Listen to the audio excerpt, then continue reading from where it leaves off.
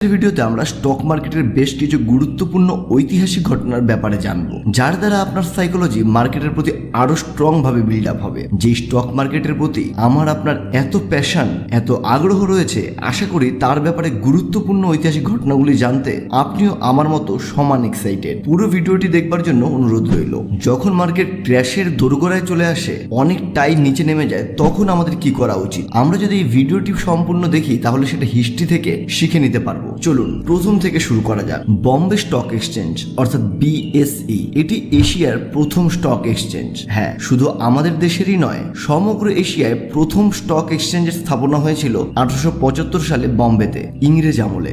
স্বাধীনতার পর 1956 খ্রিস্টাব্দে সিকিউরিটিজ কন্ট্রাক্ট রেগুলেশন অ্যাক্টের মাধ্যমে আপামর দেশবাসীর স্বার্থে এর কার্যপ্রণালী এগিয়ে নিয়ে যাওয়ার পরিকল্পনা করা হয়। কিন্তু সেই সময় স্টক এক্সচেঞ্জ সাধারণ মধ্যবিত্তদের প্রায় নাগালের বাইরেই ছিল। মূলত মার্কেটে বড় বড় স্টক ব্রোকার আর সেই সময়কার বিত্তশালী লোকজনেরাই ট্রেড করতেন। স্টক মার্কেটকে প্রকৃতভাবেই জনসাধারণের দোরগোড়ায় নিয়ে আসেন mister Dhirubhai Ambani. Stock market শুধু বড় লোকদের ব্যাপার, ধনীদের ব্যাপার, এই মিথটা উনি ভাঙতে সক্ষম হন। কারণ সেই জামানায় স্টক এক্সচেঞ্জের সব কাজ ফিজিক্যালি হতো। আপনি কোনো স্টক কিনলে তার জন্য স্টক কেনার সার্টিফিকেট পেতেন, আর সেই সার্টিফিকেটটাকেই আপনাকে বিক্রি করতে হতো। কোনো স্টক কেনার পর সেই সার্টিফিকেট স্টক হোল্ডারদের কাছে পৌঁছতেও যথেষ্ট টাইম লেগে যেত।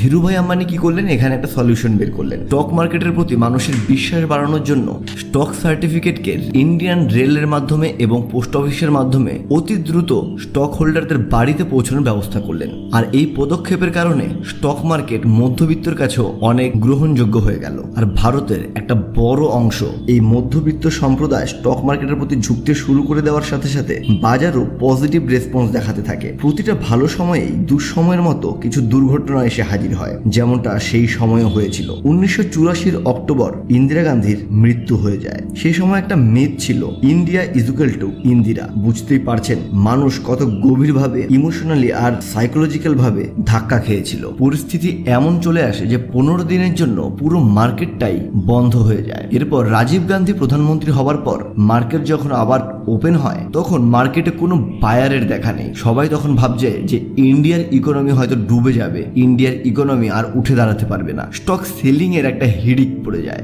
যার কাছে যা শেয়ার ছিল সবাই বেচার জন্য আগ্রহী হয়ে ওঠে। সেই সময় এফআইআই অথবা ডিআই এর মতো কোনো ইনস্টিটিউশনাল ইনভেস্টর এলাও ছিল না আমাদের ইন্ডিয়ান মার্কেটে। সরকার একটা পদক্ষেপ নেয়, এগিয়ে এসে এলআইসি এবং ইউটিআই কে বায়ার হিসাবে রেকর্ড পরিমাণ বাইং করার জন্য সরকারের পক্ষ থেকে অনুমতি দেওয়া হয়। আর এরাও মার্কেটকে ঠিক রাখতে, সাধারণ ট্রেডারদের মনে ভরসা জোগাতে লাগাতার 5 দিন হাজার কোটি টাকার ওপরে স্টক বাই করতে থাকে। আর এইভাবে মার্কেট স্টেবল হয়, স্থিতিশীল হয়। সেই সময় অনুযায়ী টাকার পরিমাণটা কিন্তু প্রচুর বড় অঙ্কের ছিল। বাজার আবার ধীরে ধীরে ঘুরে দাঁড়াতে থাকে। দেখতে দেখতে 1985 জুলাইয়ে 250 সেন্সেক্সের হাই হয়ে যায় 560, অর্থাৎ দ্বিগুণেরও বেশি। পরবর্তী 3 বছর আবার লাগাতার একটা দীর্ঘ মন্দা বাজারে থাকে, একটা রেঞ্জ বাউন্ড জোন তৈরি হয়ে যায় মার্কেটে। সেই সময় অনেক ট্রেডারকেই মার্কেট ফাঁসিয়ে দেয়। তার থেকেই একটা মিথের সূচনা হয় যে এটা জুয়া বাজার, এটা গ্যাম্বলিং ছাড়া আর কিছু না, এখানে মধ্যবিত্ত আর সাধারণ ট্রেডারদের টাকা ডুববে ছাড়া কখনোই পারবে না। কিন্তু বন্ধু, বাজারের তো চাল এরকমই, লাগাতার ওপরে অথবা লাগাতার নিচে মার্কেট একবারে নামবে না। প্রত্যেকটা দৌড় শেষে বাজার রেস্ট নেয়, হাঁপিয়ে পড়ে ওঠে, কিছুটা সময় রেস্ট নিয়ে আবার নতুন একটি মুভমেন্ট অথবা ট্রেন্ড শুরু করে। 1985 সালে ট্রেডারদের কাছে হয়তো হিস্ট্রিক্যাল ডেটা দেখার সুযোগ ছিল না, কিন্তু আমাদের কাছে তো আছে। আর আমরা সেটা থেকে অনেক কিছু শিখতে পারি, আর সেই অনুযায়ী আমাদের পরবর্তী পদক্ষেপ মার্কেটের প্রতি তৈরি করতে পারি। হিস্ট্রিক্যাল ডেটা দেখে আমরা কিন্তু আমাদের অভিজ্ঞতা সঞ্চয় করতে পারি। 1985 থেকে 1988 পর্যন্ত মার্কেটের একটা দীর্ঘ খারাপ সময় পার হয়। হর্ষদ মেহতার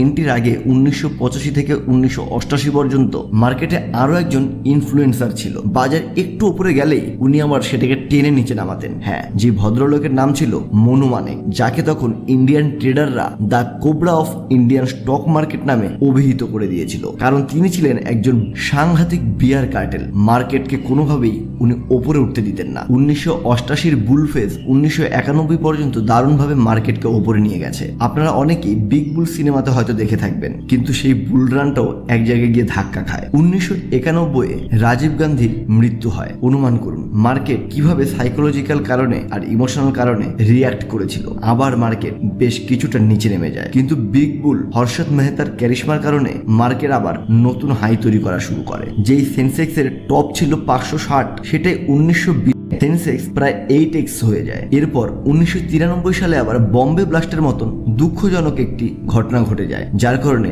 বাজার আবার অল্প দিনের মধ্যেই বেশ খানিকটা নিচে পড়ে যায়। যদিও এটা ছিল খুবই ছোট্ট একটা টাইম পিরিয়ডের জন্য, খুবই সাময়িক। এরপর শুরু হয় ইন্ডিয়ান মার্কেটে আইপিও বুমের যুগ। সময়টা ছিল 1993 থেকে 1994। প্রত্যেক মাসে বাজারে 100-র কাছাকাছি নতুন আইপিও আসতো। সেই সময় মানুষ 1 লাখ টাকা লাগালে আইপিওর মাধ্যমে অল্প কিছুদিনের মধ্যেই 1,30,000 1,40,000 টাকা পর্যন্ত মুনাফা করতে পারত। সেটা ছিল ইন্ডিয়ান মার্কেটে আইপিওর লিস্টিং গেইন করার স্বর্ণযুগ। মার্কেটে মোটামুটি সবকিছু ঠিকঠাকই চলছিল, যদিও দেশের রাজনৈতিক অবস্থা খুব একটা ভালো ছিল না 1990 থেকে 2000 পর্যন্ত। এই সময় আপনি দেখবেন প্রায় 10 বার প্রধানমন্ত্রী পরিবর্তন হয়েছিল মাত্র এই 10 বছরের ভেতরে। 1998-99 থেকে আবার মার্কেটে একটা অন্ধকার সময় শুরু হলো, কারণ প্রতিরক্ষার কারণে ভারতবর্ষ নিউক্লিয়ার পাওয়ার অ্যাচিভ করার জন্য পোখরানে পরমাণু বিস্ফোরণ হলো। বিশ্বের ক্ষমতাবান দেশগুলো নানানভাবে ইন্ডিয়ার উপর রেস্ট্রিকশন লাগাতে শুরু করলো, ব্যান লাগাতে শুরু করলো। মার্কেটও দুমদাম নিচে পড়ে গেল।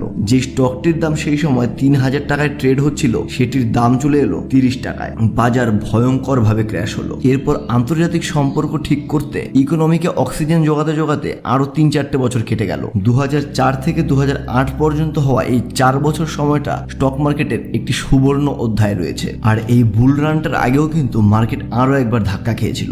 2004-এর শুরুতে যখন বিজেপি সরকারের পতন হয়, বাজপেয়ী সরকারের বিদায় ঘটে আর কংগ্রেস সরকার ক্ষমতায় আসে, মার্কেটে একটা বিয়ারিশ সেন্টিমেন্ট তৈরি হয়ে যায়। মাত্র 2.5 দিনে মার্কেট 25% ক্র্যাশ করে যায়। আর মার্কেটে কাজ করতে গেলে আপনাকেও চোখ কান খোলা রেখেই কাজ করতে হবে। এমন ঝটকা সামলেই আপনাকে টিকে থাকতে হবে মার্কেটে। আর তার জন্য চাই মার্কেটের প্রপার এডুকেশন। এরপর মার্কেট আবার ধীরে ধীরে পজিটিভ হতে থাকে। 2008 পর্যন্ত এই বুল রানটা দারুণভাবে চলতে থাকে। বুল মার্কেটের সময় টাকা কামানো শিখতে হবে, আর যখন মার্কেট খারাপ যাবে, রেঞ্জ বাউন্ড যাবে, তখন আপনার ইনকামের টাকাটা বাঁচিয়ে রাখাটাও ঠিক ততটা গুরুত্ব দিয়েই শিখতে হবে আপনাকে। 2008 সালে বিশ্বজুড়ে মন্দা এলো। আমেরিকার মতন এত স্ট্রং অর্থনীতিও, এত স্ট্রং ইকোনমিও খাদের কিনারে এসে দাঁড়িয়ে পড়লো। আমাদের ভারতীয় বাজারও তার থেকে রেহাই পেল না, যদিও আমাদের ভারতীয় বাজার অন্যান্য বাজারের থেকে যথেষ্ট স্ট্রং ছিল সেই সময়। 2013 পর্যন্ত এই মন্দার ফেসটা চললো। 2008 থেকে 2013 পর্যন্ত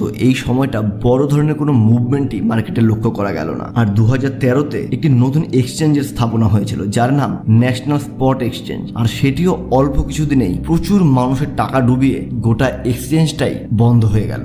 2014 সাল কংগ্রেস সরকার ক্ষমতা থেকে অপসারিত হয়ে বিজেপি সরকার আবার পুনরায় এলো। 2014 থেকে 2020 পর্যন্ত আবার একটা সুবর্ণ সময় চললো আমাদের ইন্ডিয়ান স্টক মার্কেটে, যা 2020 সালের করোনার আগে পর্যন্ত ছিল। আপনি 2020 করোনা পর্যন্ত এই সময়টাকে যদি ভালো করে অবজার্ভ করেন, মার্কেটের হিস্ট্রিটাকে একটু গভীরভাবে অবজার্ভ করার চেষ্টা করেন, তাহলে দেখবেন যখনই মার্কেট বড় কোনো সাইকোলজিক্যাল ফ্যাক্টরের কারণে নিচের দিকে পড়ছে, তখন আপনার কাছে যা শেয়ার কেনা থাকবে সেটাকে প্রয়োজন একটু কম দামেই বেচে বেরিয়ে যান। এই সময় একদমই রিস্ক নেবেন না। তারপর মার্কেট যখন আবার কারেকশন কমপ্লিট করে ডাউন ট্রেন্ড শেষ করে ওপরের দিকে যাওয়া শুরু করবে, সেই সময় আপনি ভালো সুযোগ পেয়ে যাবেন অল্প দামে ভালো ভালো স্টকগুলোকে আরেকবার কিনে নেওয়ার, যেটা আমরা 2020-তে করেছি। 2020-তে যারা ভালো প্লেয়ার ছিল, যারা হিস্ট্রিক্যাল ডেটা থেকে কিছু শিক্ষা নিয়েছিল, তারা মার্কেট 10% পড়ার সাথে সাথে নিজেদের পোর্টফোলিও খালি করে দিয়েছিল। পোর্টফোলিওতে থাকা সব স্টক সেল করে দিয়ে টাকা হাতে নিয়ে বসেছিল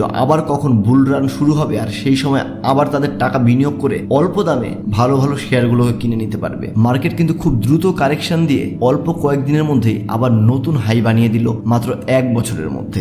মার্কেট কোন সময় নিচে নামবে, কোনটা মার্কেটের মেজর রেসিস্ট্যান্ট পয়েন্ট, আর কোথা থেকে ট্রেন্ড রিভার্স হয়ে ওপরে উঠবে, কোনটা মার্কেটের মেজর সাপোর্ট পয়েন্ট, এগুলো আপনি কেবল টেকনিক্যাল অ্যানালিসিসের মাধ্যমে শিখতে পারবেন।